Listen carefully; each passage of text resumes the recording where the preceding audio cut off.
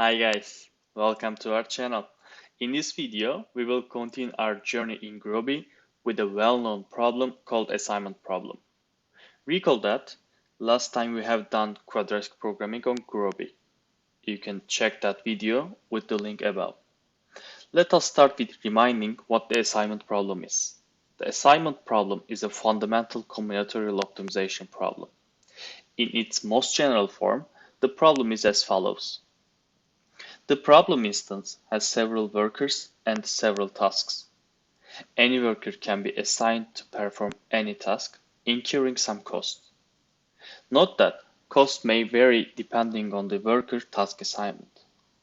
It is required to perform as many tasks as possible by assigning at most one worker to each task and at most one task to each worker to minimize the total cost of the assignment. In today's example, we will consider n tasks to be done with n workers, and each worker has a certain cost for each task. We show this as Cij. Again, our aim is to find the best assignment of all tasks that minimizes the total cost. We have two constraints. First, each worker can do at most one task. Second, all tasks need to be finished. Let us move to the problem formulation. Let me first introduce the indices. The index I represents workers and the index j represents the tasks. The objective function is the summation over i's and j's Cij times Xij. We have two sets of constraints. First, sum over I equal to 1 to n, Xij less than or equal to 1 for all j's, and sum over j's 1 to n, Xij equal to 1 for all i's. We have also the integrality constraints for Xij. In the formulation, Xij is the decision variable showing that whether task j is done by worker I or not. Note that this formulation is called a balanced linear assignment problem. As you see, this is an integer linear program. However, we can solve it without the integrality constraints. In other words, we can drop the last constraint. We can use the standard methods for solving continuous linear programs.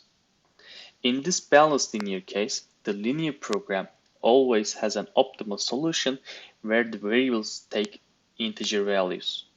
This is because the constraint matrix of the formulation is totally unimodular. We will show this by solving the same model with continuous variables. Let us move to the coding part. First, we need to create our input cost matrix. We can use rounding function from the NumPy package. Next, we need to import our solver, gurobipy. Then we can create our model instance and name it assignment. In step 4, we create binary decision variables. As we have two indices for our decision variables, we will use addWords function.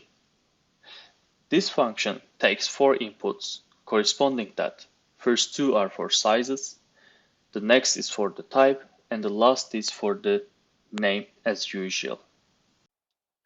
After that, we can add the constraints to the model.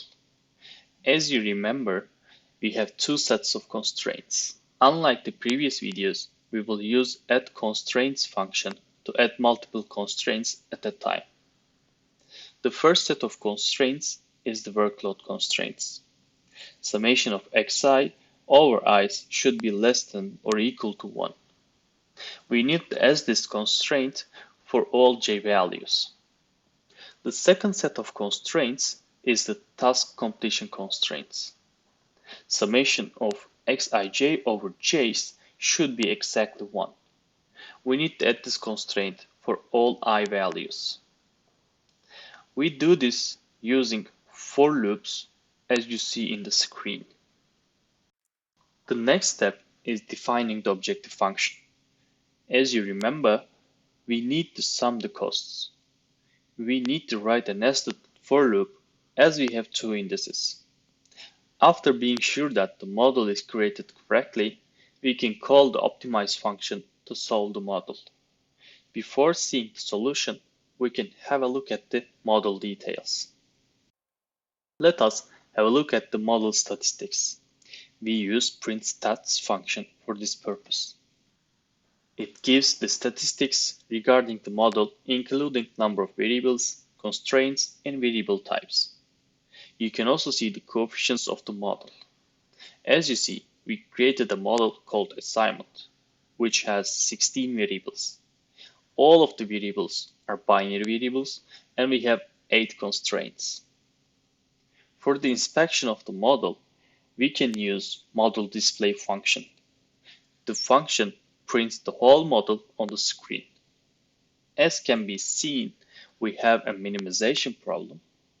All of the coefficients are taken from the cost matrix C.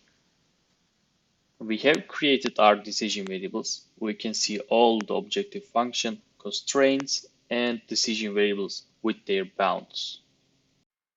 Let's see the output of the solution. As you see, the least cost of doing these tasks is 10. The assignments are the following. First worker needs to do task 3. Second worker is assigned to task 4. Third worker and last worker are assigned to task 2 and task 1 respectively. Lastly, recall what we said at the beginning of the video. We claim that even if you relax the binary decision variables to continuous variables, we will obtain the same solution. This is because the constraint matrix is totally modular. Let us check whether it is the reality or not. We create the same model, but this time we use y instead of x. Again, we create a model, then add the decision variable y. In addition to what we have done before, we need to add a lower bound and an upper bound. This is because this time we use continuous variables. After this, following the same code before, we add constraints and define the objective function.